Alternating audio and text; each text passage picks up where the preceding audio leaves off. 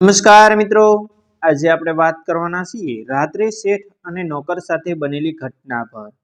રાત્રિના લગભગ 10 વાગ્યા હશે। બહાર આકાશ કાળા વાદળોથી ઘેરાયેલું હતું અને વરસાદના ઝીણા ઝીણા છાંટા બારીના કાચ ઉપર ધમધમતા અવાજ સાથે પડતા હતા। દરેક છાંટા સાથે કાચ પર પાણીની લાઈન નો સરકતી, જાણે કોઈ અજાણી આંખોના આંસુઓ વહેતા હોય તેમ લાગતું। શેઠ વિજયલાલ દેસાઈ એક ખૂબ જ ધનવાન અને જાણીતા ઉદ્યોગપતિ, જેમણે પોતાના જીવનનો મોટો ભાગ ધંધામાં લગાવી દીધો હતો। પૈસા કમાયા, બંગલા બાંધ્યા, વિદેશી કાર ખરીદી, પણ જીવનમાં કોઈ પોતાના માણસને સ્થાન આપ્યું નહીં। પત્નીનું અવસાન ઘણા વર્ષો પહેલા થઈ ગયું હતું અને એકમાત્ર પુત્ર વિદેશમાં વસતો હતો। ઘરમાં માત્ર નોકર ચાકર, ડ્રાઈવર અને માળી માણસોની ભરમાર હોવા છતાં શેઠનું જીવન એકલતાના ખોખામાં બંધાયેલું હતું। ઘર વૈભવથી ભરપૂર હતું। ઇટાલિયન માર્બલની ચમકતી જમીન, 6 ફૂટ ઊંચો ઝુમર જે રાતે હળવા પ્રકાશમાં ઝગમગતો રહેતો, દિવાલ પર વિદેશી કલાકારોની પેઇન્ટિંગ, રૂમમાં મોંઘી સુગંધ છવાયેલી, પણ એ સુગંધ વચ્ચે એક અજાણું સોનમપણું હતું। એવું લાગતું કે આ દિવાલો પણ ક્યારેક શેઠ સાથે વાત કરવાની કોશિશ કરે છે। તે રાત્રે શેઠ પોતાના લિવિંગ રૂમમાં એકલો બેઠો હતો। હાથમાં એક જૂનું પુસ્તક, પણ આંખો અક્ષરો પર નહોતી, ક્યાંક દૂર ખોવાઈ ગયેલી હતી। બારણાની બહાર પવનના ઝોકા અને વીજળીના ચમકારાઓ વચ્ચે કંઈક અજીબ લાગતું હતું। રાત્રિની શાંતિમાં દરેક અવાજ વધારે સ્પષ્ટ જણાતો। ઘડિયાળની ટીક ટીક, બારીના કાચ પર વરસાદ અને શેઠના હૃદયનો ધબકારો। અચાનક શેઠે છાતીમાં થોડી અજીબ ગરમી અનુભવી, હાથમાં ખંજવાળ થવા લાગી, ચહેરા પર લાલ આમાં દેખાવા લાગ્યા। તેણે તરત જ સમજ્યું કે ફરીથી એલર્જી શરૂ થઈ ગઈ। એવું તેના સાથે અગાઉ પણ બનતું રહેતું, પણ તે સમયે દવા હાથ વગી હોય એટલે સમસ્યા ઊભી થતી નહોતી। શેઠ ધીમેથી ખુરશી ઉપર પરથી ઉઠ્યા, પોતાના રૂમ તરફ ગયા, જ્યાં ટેબલ પર હંમેશા દવાના પેકેટ્સ પડેલા રહેતા। ટેબલની ડ્રોર ખોલી, પણ અંદર ખાલી, એક પણ ગોળી બચી ન હતી। અરે, આ શું થયું? તેણે ગુસ્સામાં કહ્યું, કાલે જ નોકરને કહ્યું હતું નવી દવા લાવી દે, આ લોકો કંઈ સાંભળતા જ નથી। શેઠના ચહેરા પર ચીડ, શરીરમાં ખંજવાળ અને મનમાં ચિંતા, પણ બહાર વરસાદ પડતો હોવાથી મનમાં વિચાર આવ્યો, હવે શું કરવું? ઘરમાં ગાડી હતી, પણ ડ્રાઈવર તો રાત્રે 9 વાગ્યે જ ગયો હતો। પોતે વર્ષોથી ગાડી ચલાવતા નથી, આંખો પણ નબળી છે। થોડીવાર વિચાર્યા પછી શેઠ બોલ્યા, દવાની દુકાન તો અહીંથી દૂર નથી, ચાલીને જઈ લઈ આવું, પણ આ વરસાદમાં ભીંજાઈ જઈશ। તેઓએ બારણાની બહાર જોયું। પાણી રસ્તા ઉપર નદીઓની જેમ વહેતું હતું। વીજળીનો ચમકારો એક પળ માટે આખી ગલીને પ્રકાશિત કરી દેતો હતો। તેમ છતાં શરીર વધુ અસહાય થઈ રહ્યું હતું। ના, હવે જવું જ પડશે। શેઠે છત્રી લીધી, દરવાજો ખોલ્યો અને બહાર નીકળી ગયા। મોસમની ઠંડી હવા ચહેરા પર વાગતા શરીરમાં કંપારી ઉતરી ગયો। વરસાદના ટીપા તીવ્ર અવાજ સાથે છત્રી પર પડતા હતા। ઘરની બહાર થોડા પગલાં ચાલ્યા તો બાજુમાં જ એક મોટું નિર્માણ ચાલી રહ્યું હતું, રામ મંદિરનું ભવ્ય બાંધકામ। શેઠે એક પળ માટે ત્યાં નજર કરી। મંદિરના શિખર સુધી હજી કામ ચાલતું હતું, પણ તે રાત્રે ત્યાં કોઈ માણસ દેખાતો ન હતો। માત્ર એક રિક્ષા ઊભી હતી, ભીંજાયેલી પરંતુ પ્રકાશ હેઠળ ચમકતી। કદાચ કોઈ રિક્ષાવાળો હશે, શેઠે વિચાર્યું અને ત્યાં તરફ ચાલ્યા। રિક્ષાની પાસે પહોંચી જોયું, કોઈ બેઠું નહોતું। થોડી દૂર મંદિર સામે એક માણસ ઊભો હતો, માથું નમાવેલું, હાથ જોડેલા, જાણે કોઈ પ્રાર્થના કરી રહ્યો હોય તેમ લાગતું હતું। ભીંજાયેલા કપડાં, માથા પરનો ટોપલો અને અંધકારમાં ચહેરો અસ્પષ્ટ। શેઠે વિચાર્યું કે એ રિક્ષાવાળો હશે। તેઓએ બોલાવ્યું, અરે ભાઈ, આ રિક્ષા તમારી છે? તે માણસ ધીમેથી બોલ્યો, ચહેરા પર હળવું સ્મિત અને આંખોમાં અંજાણું તેજ, હા સાહેબ, મારી જ છે। મને મેડિકલ સ્ટોર સુધી જવું છે, નજીકમાં જ છે, લઈ જશો? હા સાહેબ, બેસો, તે બોલ્યો અને શેઠ રિક્ષામાં બેસી ગયા। રિક્ષા હળવા અવાજ સાથે ચાલવા લાગી। પાછળ વરસાદ પડતો રહ્યો। આગળના રસ્તા પર દીવડાની ઝાંખી રોશની નાચતી રહી। રિક્ષા છે એ ધીમે ધીમે સરકતી રહી, એ રીતે જાણે રાત્રિની શાંતિમાં દરેક શાકની ગતિ પ્રમાણ કંઈક કહેતી હોય। શેઠે રિક્ષામાં જોયું, તે માણસનો ચહેરો અંધકારમાં સ્પષ્ટ દેખાતો નહોતો, પણ કંઈક અજીબ લાગતું હતું। તેના ચહેરા પર પાણી પડતું હતું કે આંસુ વહેતા હતા તે સમજાતું નહોતું. રિક્ષાવાળો જાણે કંઈક વિચારી રહ્યો હતો. આંખોમાં દુઃખની છાયા સ્પષ્ટ હતી. શેઠ બોલ્યા, ભાઈ, તારી તબિયત બરાબર છે કે શું? રડી રહ્યો છે? રિક્ષાવાળો થોડી વાર ચૂપ રહ્યો. રિક્ષાના પૈડા વરસાદના પાણીમાં ધબકતા રહ્યા.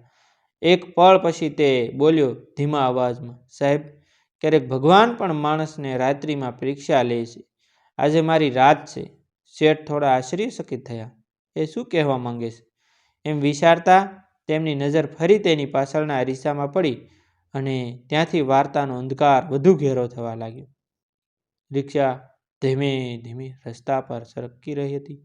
રસ્તા પર પડેલા પાણીના ખાડાઓમાં શાકના ઘોર અવાજો ઉઠતા અને તે અવાજ રાત્રિના અંધકારમાં ગુંજી ઉઠતા. દરેક વીજળીનો ચમકારો જાણે શેઠના મનમાં ચિંતા અને ઉત્સુકતા બંને ઉધારી રહેતો હતો. શેઠે અરીસામાંથી ફરી નજર કરી. રિક્ષાવાળો પોતાના ખંભા પર ભીંજાયેલો રૂમાલ ટકાવતો હતો. તેના ચહેરા પર નાજુક કંપારી હતી અને આંખો જાણે કોઈ અદ્રશ્ય દ્રશ્ય દુઃખની સાક્ષી બની રહી હતી. રિક્ષાના નાની દીવડીના ઝાંખા પ્રકાશમાં તેના હોઠ હળવેથી કાંપતા જણાતા હતા. શેઠ બોલ્યા, ભાઈ, વરસાદમાં ભીંજાઈ ગયો લાગે છે. ક્યાંથી આવો છો? રિક્ષાવાળાએ માથું ઝુકાવ્યું. સાહેબ, આજ રાત પણ રોજ જેવી જ છે, પણ આજે વરસાદ અલગ લાગે છે. શેઠને તેની વાત સમજાય નહીં. અલગ એટલે? રિક્ષાવાળાએ ધીમેથી બોલ્યો, કેટલાક વરસાદ શરીરને ભીંજવે છે સાહેબ, અને કેટલાક મનને. આજે મન ભીંજાઈ ગયું છે. શેઠ થોડા ચોંકી ગયા. એવો જવાબ તેમને કોઈ રિક્ષાવાળાથી અપેક્ષિત નહોતો. તેમણે વિચાર્યું કે આ માણસ કંઈ સામાન્ય નથી, પણ પૂછવાની ઈચ્છા થઈ. શું થયું છે તને ભાઈ? કંઈ દુઃખ છે? રિક્ષાવાળો હળવું સ્મિત કરતો બોલ્યો, દુઃખ તો છે સાહેબ, દુઃખ તો છે, પણ હવે કોને કહેવું? જેને કહું એ સાંભળવા તૈયાર નથી. લોકો કહે છે ભગવાન છે, પણ જ્યારે જરૂર પડે ને ત્યારે એ પણ ચૂપ રહી જાય છે. શેઠને વાત મનમાં વાગી ગઈ. તે પોતે પણ એકલતાથી ભરેલા માણસ, જેને દુનિયા બધું આપ્યું, પણ એક પોતાનો માણસ કદી મળ્યો નહોતો. એક ક્ષણ માટે બંને વચ્ચે એક અજાણું મૌન છવાઈ ગયું. રિક્ષા આગળ વધતી રહી અને રાત્રિ વધુ ઘેરી થતી ગઈ. થોડી વારમાં રિક્ષાવાળાએ પૂછ્યું કે સાહેબ, તમે આટલી રાતે ક્યાં જાવ છો? વરસાદમાં બહાર નીકળવું જોખમી છે. સાહેબ, તમે અત્યારે ક્યાં જાવ છો? શેઠ હળવેથી હસ્યા. મારે દવા લેવા જવું છે. શરીરમાં એલર્જી થઈ ગઈ છે. ઘરે દવા ખતમ થઈ ગઈ છે. ડ્રાઈવર પણ નથી. રિક્ષાવાળાએ પાછળ જોયું. તેની આંખોમાં અજીબ તેજ ઝળહળતું હતું. દવા શરીરની? તે બોલ્યો, કે મનની પણ? શેઠને અચાનક ગુસ્સો આવ્યો. શું વાત કરે છે તું? મેં તને મેડિકલ સ્ટોરનું સરનામું આપ્યું છે. સીધા ત્યાં લઈ જા.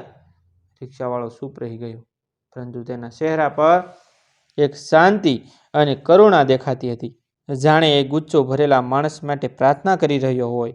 રિક્ષા એક જૂના માર્ગ પર પહોંચી હતી. બંને બાજુ મોટા વૃક્ષો અને વચ્ચે પાણીની ભરેલો રસ્તો. શેઠે જોયું, આ રસ્તો તો સામાન્ય રીતે બંધ રહેતો, તો રિક્ષા અહીં કેમ લઈ જઈ રહ્યો છે? અરે ભાઈ, આ કયો રસ્તો છે? મેડિકલ સ્ટોર તો સામે છે, તો આ તરફ કેમ લાવ્યો? રિક્ષાવાળો ધીમેથી બોલ્યો, સાહેબ, રસ્તો ક્યાં લેવાનું એ હંમેશા આપણે નથી નક્કી કરતા. ક્યારેક રસ્તો આપણને પસંદ કરે છે. શેઠને ગુસ્સો આવ્યો. અરે તું શું વાત કરે છે? સીધો રસ્તો છોડીને અહીં શા માટે આવ્યો છે? હું તને પૈસા આપશું, પણ મને તરત ત્યાં પહોંચાડ. રિક્ષાવાળો રોકાઈ ગયો. રિક્ષા મધ્યમ અટકી ગઈ. વરસાદ હવે વધુ તીવ્ર બન્યો હતો. બંને તરફ ઝાડોના પાન ખડખડાટ કરતા હતા. પવનના ઝોકા ચહેરા પર વાગતા. રિક્ષાવાળાએ ધીમેથી માથું ઊંચું કર્યું. તેના ચહેરા પર વરસાદના ટીપા સાથે આંસુ પણ ભળી ગયા હતા. તેણે નરમ અવાજમાં કહ્યું, સાહેબ, તમે જ કહો, માણસને જો પોતાની ભૂલોનું ભારણ ઉઠાવવાનું હોય તો શું એ જીવંત રહી શકે? શેઠ અચાનક નિર્વક થઈ ગયા. શું કહે છે તું? કંઈ ભૂલો? રિક્ષાવાળો બોલ્યો, એક માણસ હતો, ખૂબ પૈસાવાળો, ધનિક, પણ પોતાના નોકરોને માણસ ગણે એમ નથી. એક દિવસ એક નોકર તેની સેવા કરતાં કરતાં બીમાર પડી ગયો. તે નોકર દવા માંગતો રહ્યો અને એ માણસ ગુસ્સે બોલ્યો કે મારી દવા મારી માટે છે, તારી માટે નથી. તે નોકર રાતે જ મરી ગયો. શેઠના હાથ કંપી ઉઠ્યા. હૃદય ધબકતું થઈ ગયું. એ દ્રશ્ય જાણે તેના મનમાં ઝબૂકી ગયું. ક્યાંક અંતરમાં સ્મૃતિનો ઝટકો વાગ્યો. તેણે ધીમેથી પૂછ્યું, તને આ કથા કોણે કહી? રિક્ષાવાળાએ ચહેરા આગળ ફેરવ્યો.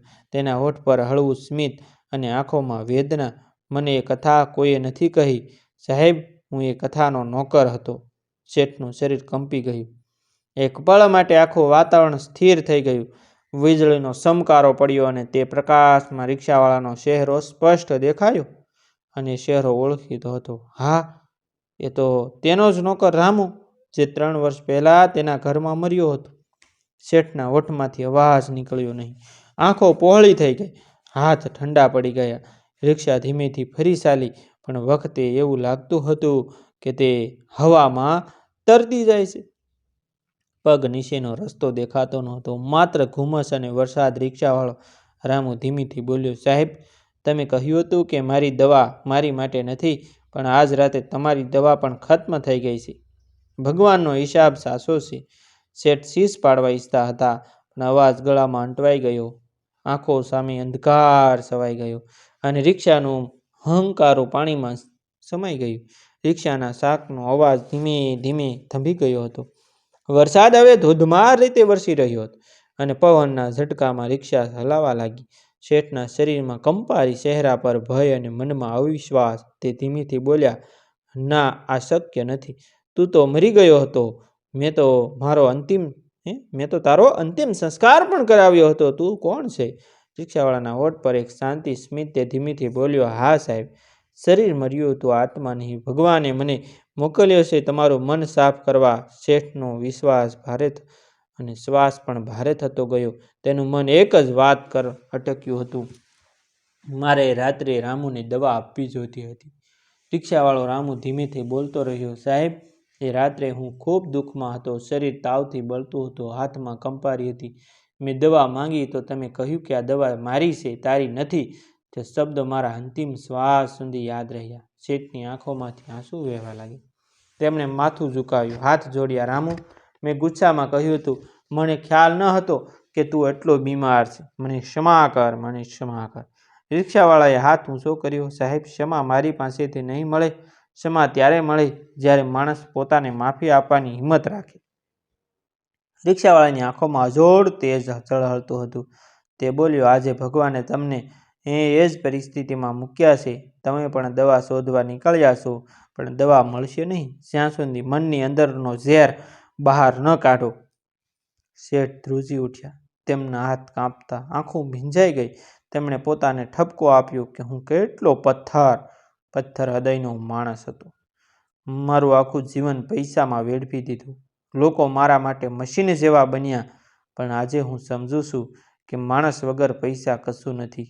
રિક્ષા હવે એક અંધારી ગલીમાં પહોંચી હતી. બંને બાજુ ઝાડોની છાયા, વચ્ચે રસ્તા પર પાણી. રિક્ષાવાળાએ ધીમેથી રિક્ષા રોકી. સાહેબ, આ જ જગ્યા છે જ્યાં બધું સારું થયું હતું. શેઠે અસંભાથી જોયું. આ તો એ જ માર્ગ હતો જ્યાં વર્ષો પહેલા રામુ તાવમાં પડી બેભાન થયો હતો. તે જ સ્થળ, એ જ વરસાદ, એ જ રાત. ફક્ત સમય બદલાઈ ગયો હતો. રિક્ષાવાળાએ ધીમેથી ઊભો થઈને હાથ આગળ કર્યા. સાહેબ, હું તમારી પાસે કંઈક માંગવા નથી આવ્યો. મારે ફક્ત એટલું કહેવું છે, જે મનુષ્ય પોતાના ભૂતકાળથી ભાગે છે તે ક્યારેય શાંતિ મેળવી શકતો નથી. શેઠ રડવા લાગ્યા. તેમણે રિક્ષાવાળાના પગ પકડી લીધા. રામુ, મને માફ કર. હું ખોટો હતો. મેં તારી વફાદારીની કિંમત ન આંકી. મારું ઘર વૈભવી હતું, પણ હૃદય ખાલી. મને માફ કર. રિક્ષાવાળો ધીમેથી હાથથી શેઠને ઊભા કર્યા. તે બોલ્યો, સાહેબ, હું તમારો ગુસ્સો ભૂલી ગયો છું, પણ તમારું મન હજી અંધકારમાં છે. તેને પ્રકાશ આપો. એક પળ માટે વાતાવરણમાં અચાનક શાંતિ છવાઈ ગઈ. વરસાદ થંભી ગયો. પવનનો અવાજ પણ બંધ થઈ ગયો. ફક્ત ઘડિયાળનો અવાજ, ટીક ટીક ટીક ટીક. શેઠે આસપાસ જોયું. રિક્ષા ત્યાં હતી, પણ રિક્ષાવાળો ક્યાંય નહોતો. રિક્ષાવાળો ત્યાં કાંઈ હતો નહીં. રિક્ષાની સીટ ભીંજાયેલી હતી, જાણે કોઈ જ ત્યાં બેઠું હતું. શેઠની આંખો પહોળી થઈ ગઈ. તેમણે આકાશ તરફ જોયું. એક વીજળીનો ચમકારો પડ્યો અને તેના પ્રકાશમાં રામુનો ચહેરો હળવો દેખાયો. એવો દેખાવ જાણે સ્મિત આપતો હોય. શેઠના હોઠ પરથી એક જ શબ્દ નીકળ્યો, રામુ, તું મને પ્રકાશ બતાવી ગયો. રિક્ષાની બાજુમાં પાણીમાં શેઠના આંસુ અને વરસાદના ટીપા ભળીને વહી ગયા. તે રાત હવે માત્ર અંધકારની નહોતી, તે એક આત્માની મુક્તિ અને માણસના પ્રયાસિતની રાત બની ગઈ હતી. શેઠ ધીમેથી રિક્ષામાં ઉતર્યા, હાથ જોડીને અંદર મંદિર તરફ વળી ગયા, જ્યાં થોડા પળો પહેલાં રિક્ષા જોઈ હતી. મંદિરના ગર્ભગૃહમાં દીવો હળવેથી ઝબકી રહ્યો હતો. શેઠ જમીન પર બેઠા, આંખો બંધ કરી, હે ભગવાન, મને એક તક આપ. હવે હું માણસને માણસ બાનવા શીખીશ. મારા ઘરમાં પૈસા નહીં, માણસાઈ વસે. તેની આંખોમાંથી વહી ગયેલા આંસુએ જાણે વર્ષોની અહંકારની ધૂળ ધોઈ નાખી. તે રાત્રિમાં જન્મેલો નવો શેઠ હવે એ જ નહીં રહ્યો. સવારનો પહોર ફાટી રહ્યો હતો, વાદળો ધીમે ધીમે સંટાઈ રહ્યા હતા અને આકાશમાં નારંગી રંગની કિરણો ફેલાઈ રહી હતી. રાત્રિનો વરસાદ બંધ થઈ ગયો હતો, પણ જમીન પર હજી પણ પાણીની લહેરો ઝબૂકી રહી હતી. હવામાં હળવી ઠંડી હતી, એવી જ જે આત્માને શાંત કરી દે. શેઠ વિજયલાલ દેસાઈ રાત્રે પાછા ઘરે કેવી રીતે આવ્યા હતા તે તેમને પોતાને યાદ નહોતું. જ્યારે આંખ ખુલી ત્યારે તેઓ પોતાના ઘરના મુખ્ય બારણા પાસે પડેલા હતા. શરીર ભીંજાયેલું, કપડાં માટીથી ઘેલા અને હાથમાં તેજ છત્રી જે તેમણે રાત્રે સાથે લીધી હતી. તેમણે ધીમેથી ઊભા થવાનો પ્રયાસ કર્યો. શરીર દુખતું હતું, પણ મનમાં અજીબ શાંતિ હતી. બારણાની સામેની બગીચામાં તાજો સૂરજ ઝળહળતો હતો. પંખીઓ સાહકતા હતા, જાણે નવી સવાર જીવનમાં આશાનો સંદેશ લઈને આવી હોય. શેઠ અંદર ગયા. બારણું ખોલતા જ ઘરની ઘડિયાળે 7 વાગ્યા બતાવ્યા. નોકરોએ શેઠની હાલતમાં જોયા, ભીંજાયેલા, થાકેલા. તે દોડી આવ્યા. સાહેબ, તમે રાતે ક્યાં હતા? અમે તો સમજ્યા કે તમે બહાર ગયા અને પાછા આવ્યા જ નહીં. શેઠના હોઠ પરથી ધીમો અવાજ નીકળ્યો, હું ગયો હતો પોતાને શોધવા. નોકરો અસંભવમાં પડ્યા. શેઠ સીધા પોતાના રૂમમાં ગયા અને કપડાં બદલી અરીસામાં જોયું. એ ચહેરો જે કાલ સુધી અહંકારથી ભરેલો હતો, આજે નમ્ર અને થાકેલો લાગતો હતો. આંખોમાં અફસોસ પણ હતો અને એક અજાણી ચમક પણ, જાગૃતિની ચમક હતી. શેઠને હવે જાગૃતતા આવી. તેમણે ટેબલ પર જોયું. જ્યાં કાલે ખાલી દવાની બોટલ હતી, ત્યાં હવે એક નવો સ્ટ્રીપ પડેલો હતો. શેઠ થોડી ક્ષણ માટે અસંભામાં હતા. આ દવા અહીં કોણે મૂકી ગયું? નોકરે કહ્યું કે સાહેબ, રાત્રે કોઈ આવ્યું નહોતું, બધું બંધ હતું. શેઠના હોઠ પર હળવું સ્મિત આવ્યું. તેમણે ધીમેથી કહ્યું કે રામુ, તું આવ્યો હતો ને? તેઓએ એ દવાની ગોળી હાથમાં લીધી, પણ ખાધી નહીં. તે ગોળીને હાથમાં લઈને આંખો બંધ કરી. આ દવા હવે માત્ર શરીરની નહીં, મનની પણ છે. તે દિવસે શેઠે પોતાનું આખું જીવન બદલી નાખ્યું. તેઓએ નક્કી કર્યું કે હવે આ ધન, વૈભવ માત્ર પોતાના માટે નહીં, પરંતુ સમાજના માટે હશે. મંદિર જે બાંધકામ હેઠળ હતું, ત્યાં જઈને તેમણે પૂજારીને કહ્યું કે મંદિર તો ભગવાન માટે છે, પણ તેની બાજુમાં એક હોસ્પિટલ પણ બંધાવીએ. એવી હોસ્પિટલ જ્યાં કોઈ ગરીબ માણસ દવા વગર ન મરે, જેમ રામુ મરી ગયો. પૂજારીના ચહેરા પર આશ્ચર્ય પણ આંખોમાં આદર ઝળહળતો હતો. સાહેબ, આ તો સત્ય સેવા છે. શેઠે પોતાના હાથની મંદિરની જમીન પર માથું ટેકાવ્યું. તેમની આંખોમાં આંસુ સરકી ગયા, પણ એ આંસુ હવે દુઃખના નહોતા. એ તો ક્ષમાના, મોક્ષના આંસુ હતા. દિવસો પસાર થયા. શેઠે પોતાના ધંધા નોકરોના હાથમાં સોંપી દીધા અને પોતે દાન અને સેવા કાર્યમાં લાગી ગયા. રામુના નામે શરૂ થયેલી હોસ્પિટલ થોડા મહિનામાં તૈયાર થઈ ગઈ. તેમના પ્રવેશદ્વાર પર લખેલું હતું, મનુષ્ય માટે સૌથી મોટી દવા છે કરુણા. શેઠ દરરોજ સવારે ત્યાં જતા, દર્દીઓને મળતા, દવા આપતા અને ક્યારેક પોતાના હાથથી ચા પણ પીવડાવતા. લોકો કહેતા, આ શેઠને શું થઈ ગયું? જે માણસ પહેલાં ગુસ્સે રહેતો, તે હવે એટલો નમ્ર? પણ શેઠ હસતા. મને ભગવાને રાત્રે એક પાઠ શીખવ્યો છે. જ્યારે હૃદય ખાલી હોય ત્યારે કોઈ દવા કામ નથી કરતી, પણ જ્યારે હૃદયમાં પ્રેમ વસે ત્યારે દુઃખ પણ દવા બની જાય. 1 વર્ષ પછી મંદિર પૂર્ણ થયું, હોસ્પિટલ શરૂ થઈ ગઈ. શેઠ એ દિવસે રાત્રે મંદિરની સીડીઓ પર બેઠા હતા અને આકાશમાં ચાંદ ચમકી રહ્યો હતો અને પવનમાં મંદ સુગંધ. તેમણે આંખો બંધ કરી અને મનમાં કહ્યું કે રામુ, તું જ્યાં પણ છે, તારી આત્મા આજે ખુશ હશે. અચાનક પવનનો હળવો ઝોકો આવ્યો. દીવડાની જ્યોત થોડું ઝબૂકી અને એક ક્ષણ માટે એવું લાગ્યું કે રામુનો અવાજ સંભળાયો, સાહેબ, હવે તમે સાહેબ નહીં માણસ બની ગયા છો. શેઠની આંખોમાં ભીની થઈ ગયો. શેઠની આંખો ભીની થઈ ગઈ. તેમણે હાથ જોડીને ભગવાનને નમન કર્યું કે આકાશના તારાઓ જાણે ઝગમગ કરતા બોલ્યા કે પ્રકાશ હંમેશા અંધકારની રાત પછી જ આવે છે. આ વાર્તા ફક્ત એક ધનિક માણસની નહીં પણ દરેક એ માણસની છે જે જીવનની દોડમાં માણસાઈ ગુમાવી દે છે. પૈસા કમાવા એ ખરાબ નથી, પણ માણસાઈ ગુમાવી દેવી એ સૌથી મોટું નુકસાન છે. દરેક રાત્રિ પછી સવાર આવે છે, દરેક ભૂલ પછી એ માફી શક્ય છે, અને દરેક અંધકાર પછી પ્રકાશનો ઉજાસ જરૂર ફેલાય છે. જ્યારે જીવનમાં રાત ઘેરી લાગે ત્યારે અંધકારથી ડરશો નહીં. કદાચ એ જ રાત જ તમારી અંતરાત્મા જાગૃત કરવા આવી હોય. મિત્રો, આ વાર્તાની રચના લેખકના વિચારો દ્વારા કરવામાં આવી છે, જે કાલ્પનિક છે. જેમાં આવતા તમામ પાત્ર, દ્રશ્યો, દરેક વસ્તુ, સ્થળ, બધું જ વસ્તુ કાલ્પનિક છે, જેની નોંધ લેવી. આવા જ નવા જીવન ઉપયોગી, જીવનમાં કંઈક નવું શીખવા મળે તેવા વિડીયો જોવા માટે અમારી ચેનલ સાથે બન્યા રહેજો. અમારી ચેનલને સબસ્ક્રાઈબ કરી દેજો. થેન્ક યુ મિત્રો. મળશું આપણે એક નવા વિડીયો સાથે, એક નવી સ્ટોરી સાથે. Thank you.